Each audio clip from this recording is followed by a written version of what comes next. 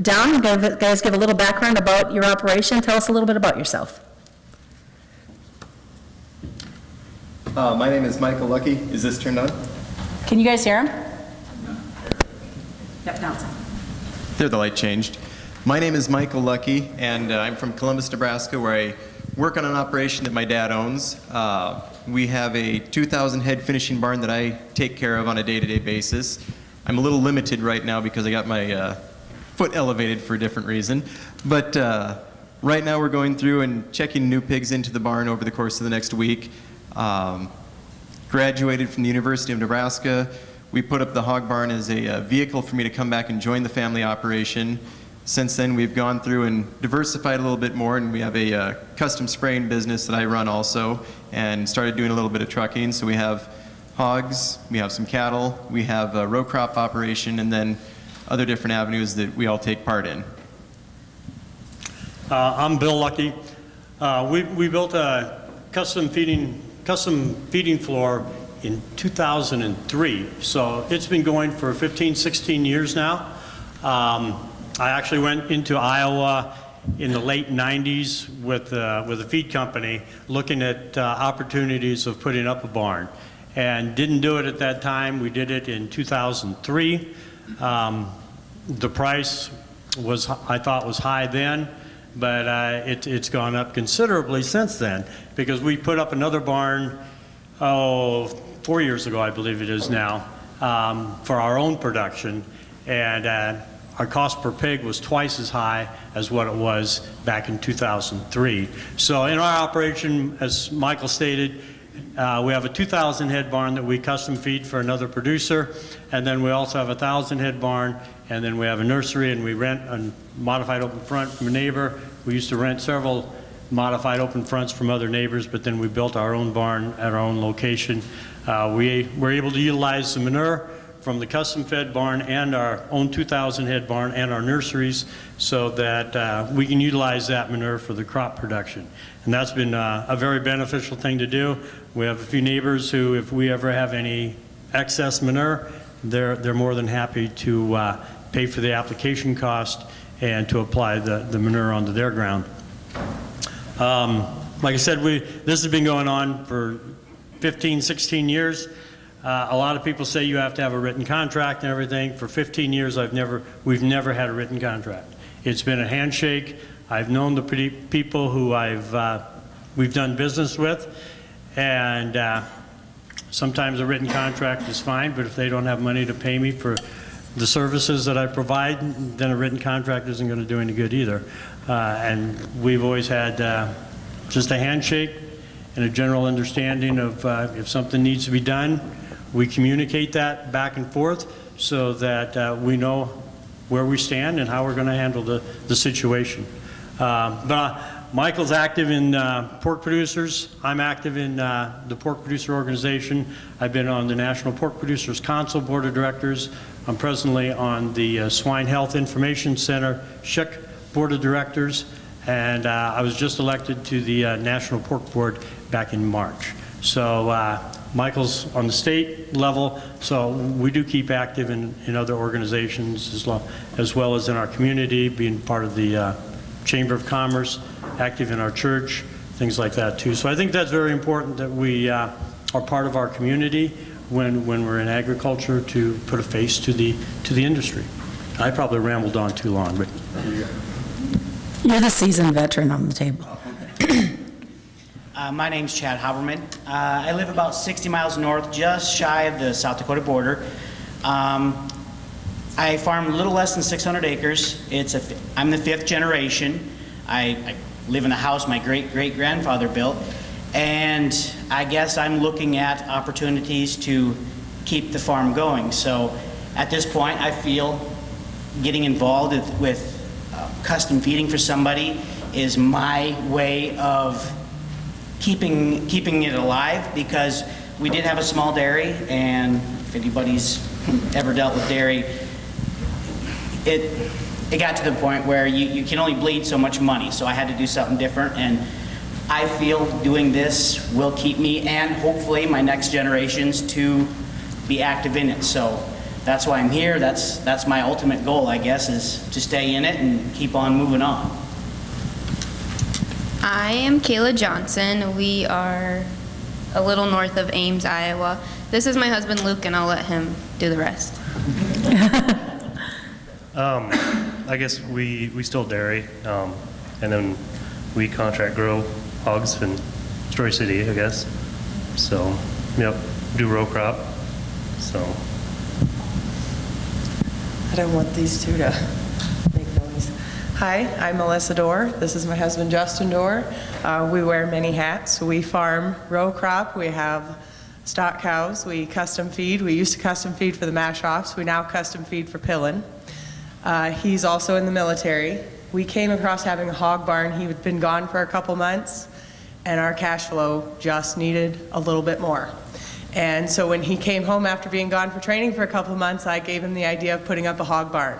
It was shocking, but we have one, and it goes great. We have 4 kids. They're great help. We love raising hogs. It is a great asset to our farm. I'm Justin Dorr, as she stated. We farm over by Plainview, Nebraska, and we're both alumni here at Northeast, so thank you to Mike Raber. We're probably here because of what he taught us back in school, even though I probably didn't pay attention like I should have. Anyway,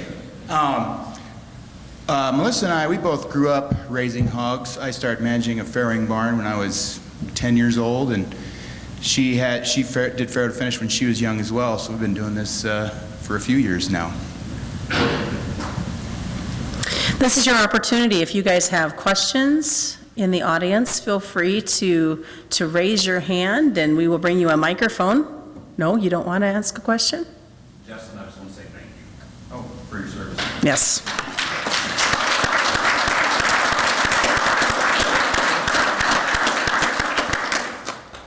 Are there any questions to start out with from the audience? Now it sounds like church. I guess I'll ask the panelists, what do you guys like about the day-to-day part of the operation of raising hogs? Well, my hog chores keep me at home so I can raise my kids and do things that need to be done. When Justin takes off for training, I have work to do. We don't have any hired hands. So the hog barn does make it so that I can stay at home, and the way our office is set up, the kids have, it's like a little house. The kids have toys. We have had many meals down there. Our kids are great help. They are raised in the barn, literally. Anybody else on the panel?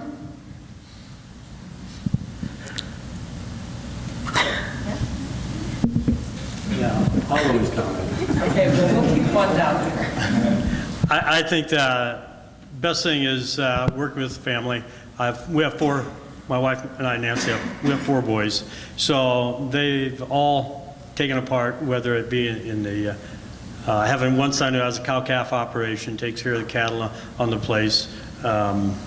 So we all work together doing that too, because when he's also an auctioneer and has another job, so sometimes I get roped into doing that, but then sometimes he has to help out, trading labor back and forth. So it's always been a family affair, which I've enjoyed. In fact, my wife Nancy, before Michael, when the boys were in college and such, Nance had to help me sort pigs. And we actually really got along really well sorting hogs. She had the one rule though, if I yell at her, she's gone. She'll just walk. So I learned you do not yell, and that probably helped sort pigs better than anything because we're very quiet when we're sorting pigs. So you learn a lot when you're around livestock, how to handle them. But I really appreciate the family that they've been able to grow together. I think it helps when you're in the hog barn because you can't hear each other anyway. When you're working cows, you can definitely hear each other. I would have to go with what my dad said also of working as a family on things. When we do sort pigs together, we don't talk, and we were just commenting about this on the drive up here. We don't talk at all to each other when we're sorting pigs. It might be a good thing, might be a bad thing, depending on how you look at it, but we don't get excited. We've had several different truckers come to haul pigs to Perry, Storm Lake, and Madison also, and over the course of the past 2 weeks, we have stunned several of the truck drivers because we'll load an entire semi-load of pigs, anywhere from 175 to 200 head, depending on how many decks they have in, and they are absolutely stunned that we do not use a buzzer, and that we will load that entire semi in 45 minutes tops. We just work with the animals, they run right up the gate, and they offer us a buzzer from the truck because they have 2 of them inside of there for some reason. We refuse, and it goes a lot faster, and just working with family, learning how to work well with others, and then also the animal husbandry. It works good to have a team because you can always keep each other in check if one of us starts to get into a disagreement with one pig that doesn't want to go out of the pen at that proper time. But it works pretty well to be balanced. It's usually him that gets into the disagreement. Do you guys see any cons? You talked about the pros. There's always 2 sides of the fence. Raising pigs is incredibly, it can be emotional. And if you're emotional, you're going to see a lot more sick pigs. I don't know if the rest of you, it's just one of those things when you're in that barn every single day, twice a day, it all depends on your mood. And pigs, they're very smart animals. They will react to your mood. And so if you go in there with a poor attitude, pigs are going to have a poor attitude, and that will reflect in the amount of work that you get done that day. Well, and one con is if you like to vacation, that comes to a ceasefire. It's not going to happen. You are married to your barn. But that is pretty much farming all the way around. You're married to your lifestyle. Anybody else? Anybody from the audience have a question? Okay, in the back. We'll get you a microphone because they're recording this.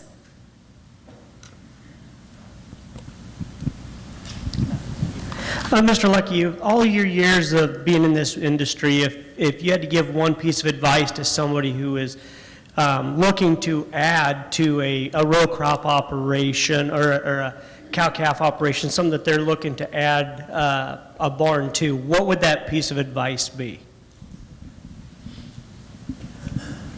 Should have probably done it 15 years ago. Would have been the big thing, because cost of production or cost of the building right now is extremely high, in my opinion anyway. I wish I would have done more of it, years ago. But as far as looking for opportunities going forward, make sure you figure in everything, your expenses, your assets, because all of a sudden the manure used to be a liability. Now it's becoming an asset to offset, some of the high fertilizer costs that we have. Again, probably do what you love to do. If it's taking care of animals, or don't try to do something that you're not going to enjoy just because it'll make a little money. Do what you enjoy doing, and I enjoy taking care of pigs. I hope Michael does. I think everyone up here. We wouldn't be doing this if we didn't enjoy what we're doing.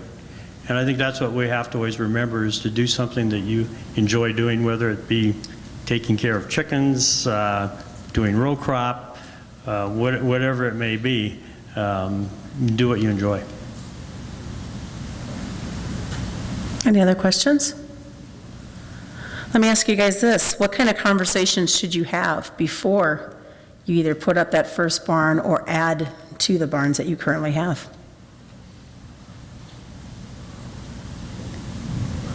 Well, like for me, my wife grew up on a farm, but she works off the farm for income. They have to be ready to accept that. I mean, with dairy, you're there twice. I mean, to me, it ain't gonna be much of a change.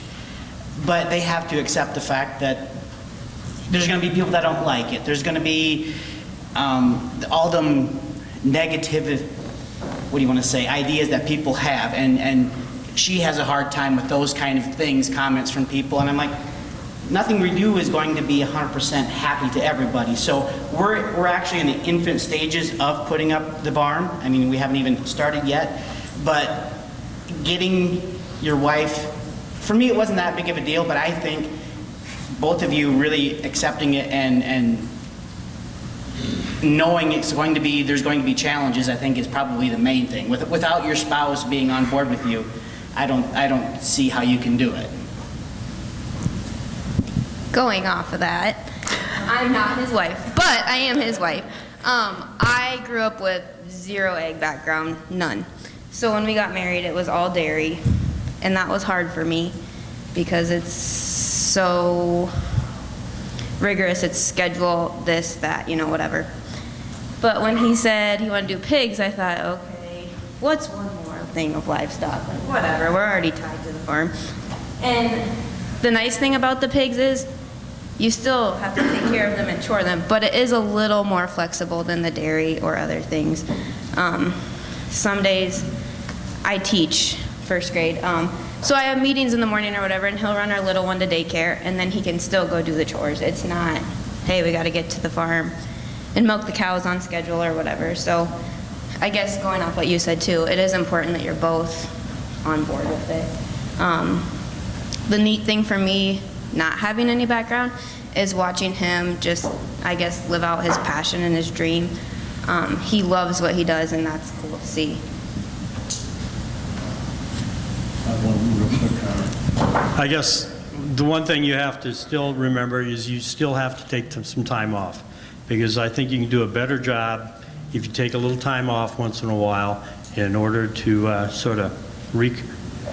You just, take some time off, because if I go to a lot of meetings and I'm going to maybe be gone for 4 or 5 days, but I have family members who can take over for me. I had the opportunity in, April. I got a phone call on a Sunday, and they needed somebody to go to Africa to help plant some corn in an orphanage. On Wednesday, I was in Africa. I could have never, ever done this without family support, as everyone here has stated before. I'm in a little different age bracket than everybody else up here on this panel, so I rely a lot on my sons to help out, and that has been a big asset, is to have a family operation, but make sure that you have some time away from the operation, because I think you'll do a better job when you come back. So in order to do that, you may have to work with a neighbor, or so if you're contracting with somebody, maybe they can provide somebody to come over and take over when you're going to be needing to take some time off.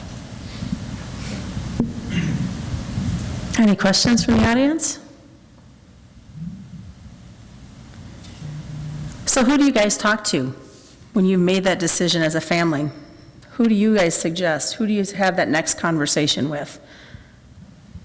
When we first started making plans to put up our barn, there's a ton of people you have to talk to. And if you've never done this sort of thing before, and if you have experience with pigs, or if you don't have experience with pigs, is irrelevant. But if you're going to put up a barn that's, say, 2,500 head, you're going to have to talk to county, zoning, and there's a lot of government entities that you're going to have to discuss your barn with, and you're going to have to get permits and all this. So if you're planning on doing it and the thought process is just coming to your mind, you need to get with someone who's done this before.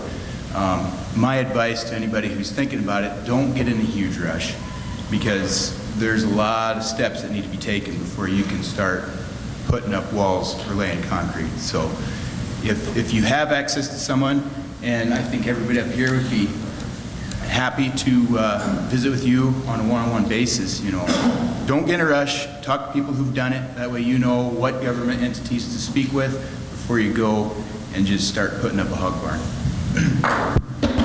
Well, and I think that all the providers, Mash Hoffs, Pillin, the Cactus, they have a representative that you can reach out to, and you're definitely going to want to look at where their sow farms are based on where you want to put barns up. I know that Mash Hoffs are now south of Highway 30.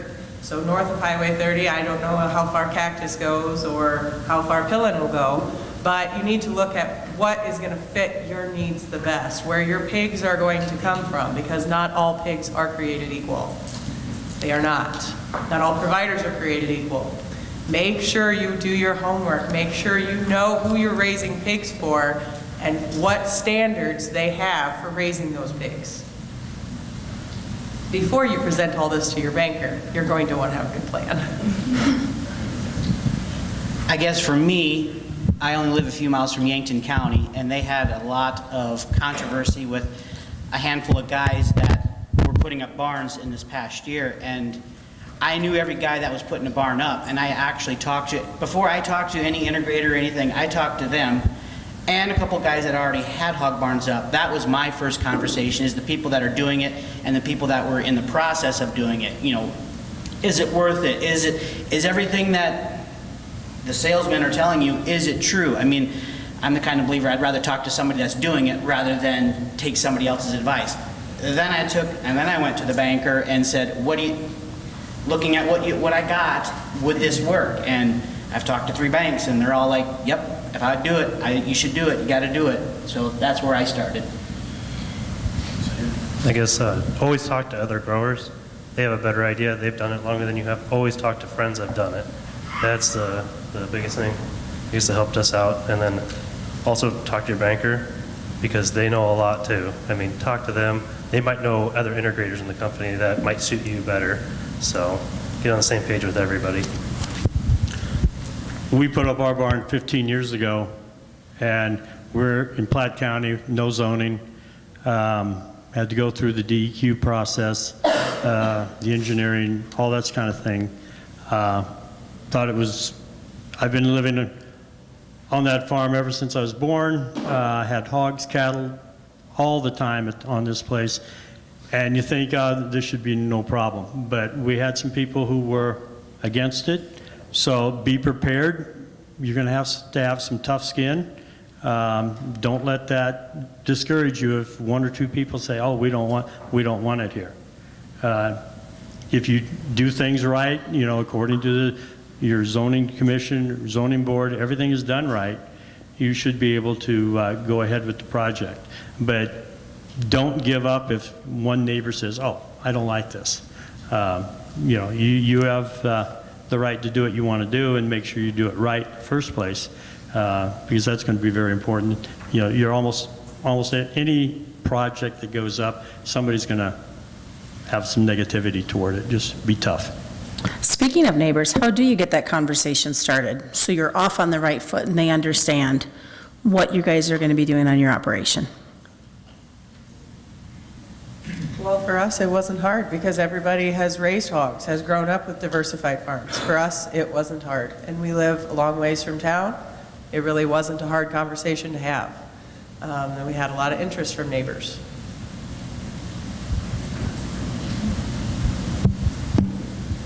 I guess what I tell them is, if I don't do this, I won't be here. I will move to town. I'll get a town job. It's just, I have to do this to stay home and keep farming.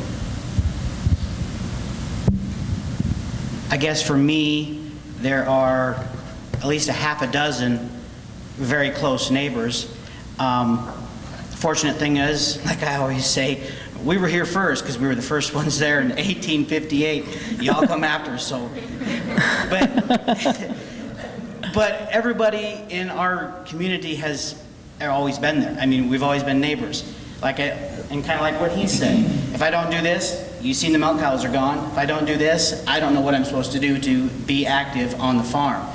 And I think as long as, answer the questions as truthfully, and like I told the one neighbor, I'm telling you face to face, you have your right to say what you want to say. If you want to yell at me, punch me, now's your chance.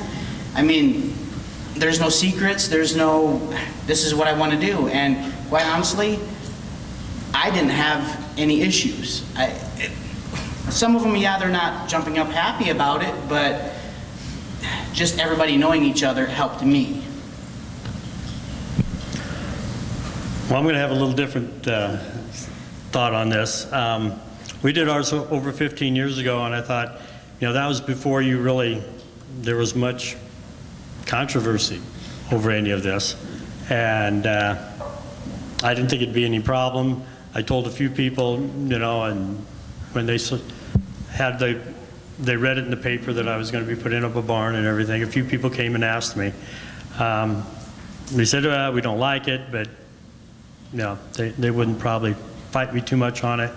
There were 2 petitions that people signed that they wanted to stop me from putting the building up. I had all my DEQ things done, everything was done right. They just didn't want to have a hog barn, in the area. They said when we walk down the road or something on a hike, why we don't want to have to walk past the hog barn. Well, I have cattle yards and hog barns right closer to them on another location, but that didn't seem to bother them. So I think you do have to talk to people, let them know. And we built ours basically to bring another family member back into the operation and let people understand that. And some people, you're not going to change their mind. They're going to just be stuck, and that's the way it was. I have one neighbor hasn't talked to me in 15 years. We wave at them all the time and smile, but we're never going to change their mind. Has it affected them? I don't think it has, because we live right on the property where the hogs are. In fact, our building that we built 4 years ago had no problems whatsoever with that one. And it was a lot closer to some of these buildings, to the neighbors that when we put up the first building, it was farther away than the building that we put up here lately. But we didn't have any problems. So maybe they're getting used to it, but it does take time, and be prepared, for some controversy perhaps. Also building off that, it takes time, and time does heal a bunch of things, because the one neighbor in particular that doesn't always wave at us with all fingers, he doesn't talk to us yet to this day, but I got his son to join the rural fire department with me. So that was about 4 months ago. We really hadn't talked at all, and then one day out of the blue I just said, hey, you want to join the fire department? We need new people coming onto it. He said yes, and we talk a couple times a month now because of it. Other neighbors in the area that had signed the petition, there was one time I was stopped at a store in Columbus, and the guy came up to me and said, I just got to thinking things over. I signed that petition a couple of years back, and I'm sorry for it. I should have never done that. I was not thinking properly. I was not thinking about what is best for the community, what's best for our township in general, because when you look at the tax base of what 2 acres of cornfield is for taxes to the county versus 2 acres with a 2,000 head finishing barn put onto it, that buys a lot more gravel for the county roads. And if any of you live on gravel roads, you know what they've been like this spring. Gravel is needed everywhere. So he said, I'm sorry about it. I shouldn't have done that. And if there's any way I can help you, let me know. And I had 2 neighbors actually do that had signed the petition. And the only thing I told them was, don't talk to me about it. Call my dad up and tell that to him. Because I wasn't even out of high school yet at that time. I just knew that people weren't being nice for the most part, and we'll just let it be at that. My dad was the one that took the most of the impacts from neighbors and people that we thought were our friends at the time. My dad, the one person who signed the petition, now has 12 or 16 chicken barns going up to bring back his kids into the operation. So I guess he saw the light. One thing we're doing on our farm, with the neighborhood, we're getting them kind of involved, because we're the only pig barn within a few miles, and the rest of our neighbors are row crop farmers and have a few cows. But we've shared our manure with them at the cost of application, and that's it. And they've realized the nutrient value for their row crop farms, and we're able to benefit their farms as well, and that's really made them appreciate the hog barn in the area. And it makes me appreciate paying the pumping bill when they share that cost too, and they're benefiting from it as well. Now, I've been to the Lucky operation, and you guys utilize, and it kind of brings in my next question about odor. That's a true mic drop. You guys utilize landscape to help in odor by your fans. Kind of talk about that, and then the rest of you, how do you have that discussion when odor is brought up from folks who maybe are questioning, who don't have a background in agriculture? I have to credit my wife for that. I have a son that has a landscaping design from the university, and he experimented an awful lot around the hog barns, and sometimes he would get plants from different places. Let's just put them up by the hog barn, So we had an awful lot of landscaping done. My wife mows up there at least once a week. she really keeps it mowed up really nice. We have a lot of trees around it. A lot of people have said, man, I wish my house yard would look as good as what your hog barn lawn looks like. So it took a little effort to get everything started, putting drip lines in and things like that. But now everything is, we're actually taking plants out because we have too many of them up there right now. But it does soften that, building out in the middle of nowhere look. To have a few trees around it. It's nice, even when the truck driver comes in, we can stand underneath the shade tree and it's nice and cool underneath the shade tree. So there's some benefits that we get just from looking at the building, but also some temperature lowering some if you can be underneath the shade trees. And the wind protection in the wintertime, sometimes we can keep the snow off the ground too around that area. Any thoughts from the rest of the panel on odor and how you have that conversation? Any questions from the audience? Oh, come on, somebody's got to know something. Rick does. Oh, Rick's got one?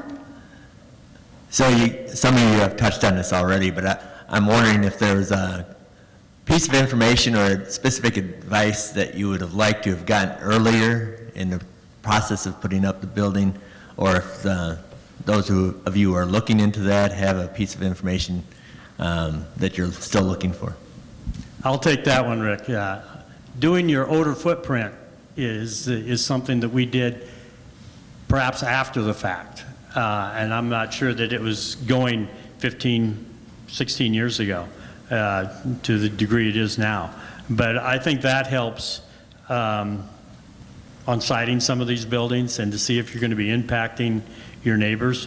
Because when we did it, the odor footprint, the people who were concerned were not in the footprint area that were going to be affected. So I think that was a big benefit too, as far as some people don't like science and technology because it doesn't agree with what they have, what their thoughts are. But it reassures you that you're placing that building in the right spot. So I think that odor footprint program is pretty good too.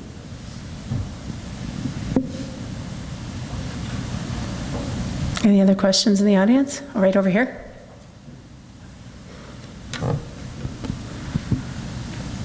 And then we'll go up front afterwards. If I recall, you all, when you were introducing yourselves, mentioned that you are contract growers. And I'm curious to know the thought process when you built your barns that encouraged you to be a contract grower versus doing it on your own. And do any of you have plans to grow and want to do it on your own? I'll start this one off. We presently are contract growers, but we also have our own production. We're part owners in a sow co-op. Started out with 10 individuals back in 1976. Now there's only 2 families that are in on it. So we do have our own production right now, but when we decided to look at the contract side of it, our own production, your production numbers can go up and down, prices can go up and down. When we looked at the contract situation, you have a steady income, pretty steady labor that's needed at all times. So it just seemed pretty feasible because we could have that building paid off in so many years, and then it would become an income generating piece of property for us. My tax guy says now that this is like, it used to be a cash cow, but now this would be considered a cash pig, I guess, for us, because it has generated some income, substantial income for us because the building's paid off. And our expenses for repairs and such in 15 years, I think we put some new waters in. We have the original feeders, we have the original gates. We do repairs on gates every single turn. This last time we only had like a 3-day turnaround, so we didn't get too many gates fixed. But as far as expenses, it's been nominal amount of expenses for us so far. So, but that was the one reason my wife said, why don't we just have a steadier income? and that's why we went with contract. I guess the reason I went with contract was solely on risk. I guess for me too, ag is changing. Everything changes. And to do it the way my dad did it, my grandpa did it, taking the beating when you take the grain to the elevator, that ain't no fun. And I can't afford, as small scale as I am, I can't afford, just like the graph showed, I can't afford the way low prices, just hoping for the high prices. I wanted something somewhat base, so like whether I got stock cows, background in calves, or own my own calves, I can hit my highs and lows with that, but at least I can always count on that contract to make sure I have that base pay.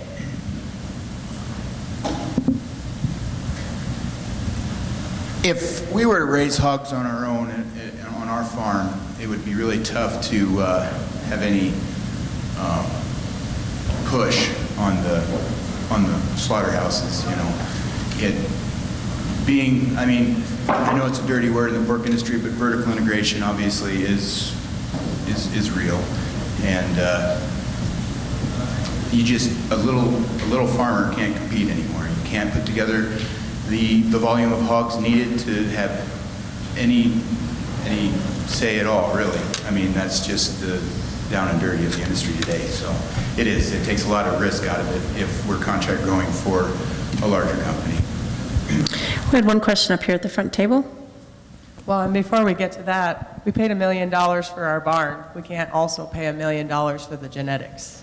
I mean, the genetics, when our producers sell across the world, that speaks volumes. A good genetic in a pig is everything.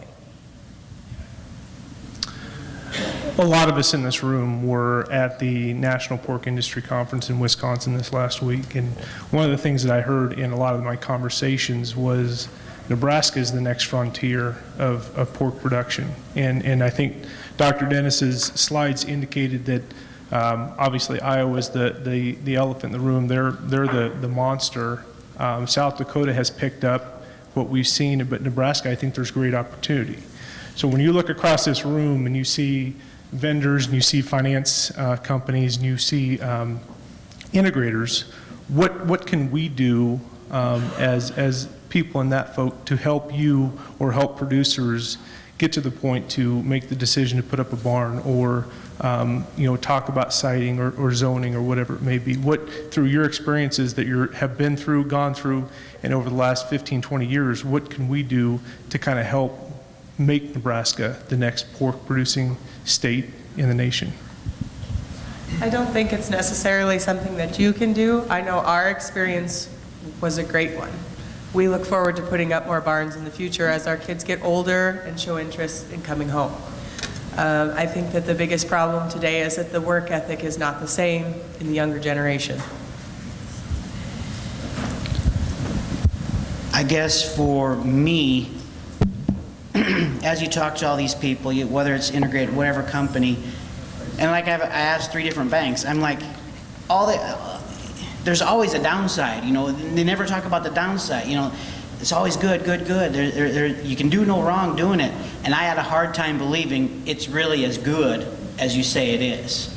And again, I haven't even gotten into it, but it's like, I even to this moment right now, I'm still like, is it really as good? I mean, all the benefits that they say, and again, whether you talk to your tax man, again, 3 different banks, they all say the same, yeah, it's all legit, everybody else that's doing it. So that was my hardest part, is believing it. Yeah, so I came from no ag background, and he came home one day and said, it costs about this much, and I said, say what? Like, okay, but it's been great. It feels safe, I don't know, it feels comfortable, it feels good. So I guess it might seem really scary, but it's been really good. So, I don't know, just go for it. I think one thing might be when Platte County, we don't have zoning. So we don't have county zoning rules. But when a producer would want to put up a building, be with them, help them through the process if you can. And when it comes up to the zoning time or the review, whatever it may be, make sure that you have your representatives there to show support. Because if everybody the opposition will probably be there in force. But if you can show up, being someone who's going to have some money invested in it, even though it might not be your money, so to speak, but your company is investing in that person. That means a lot too, that you're willing to stand up and say, hey, this is good for not only this family, but it's good for our community, it's good for our tax dollars, it's good for the people living in town, because their tax dollars are going to be impacted too by a livestock production system built out in the country. Your tax base is going to be maintained without raising your taxes in town. So those are some of the things that I think people don't understand, and we have to let people know about it. We have to show support for these people that are willing to put up a building. As far as integrators go, you know, we've had a couple different experiences with 2 entities now, and I think they all in the area do a pretty good job of getting you started. But when you're up and running and you're raising pigs, my advice to the integrators would be try to eliminate as much as possible that corporate mindset. You know, sometimes when you're a contract grower, it gets kind of bureaucratic. Like if you want to give a water med to a sick barn of pigs, I mean, you don't have to wait 5 days to do that, because then you're 5 days behind the ball. And so when an integrator gets going with their, you first build the relationship, obviously, but if you can trust them and they've got the numbers to show that they know what they're doing, you know, kind of give them free rein. Because as contract growers, we're treating the pigs as if they were our own, because I mean, we've got a lot vested into this. I mean, we're taking a lot of pride in what we do. So as integrators, you know, a lot of trust. You know, if your contract growers show that they know what they're doing, trust them if they want to run a water med, because they're in there day to day. They know the health of the pigs. They see the water consumption, if that's dropping off 2-3 days in a row, you know, trust their judgment. Let's give our panel a round of applause.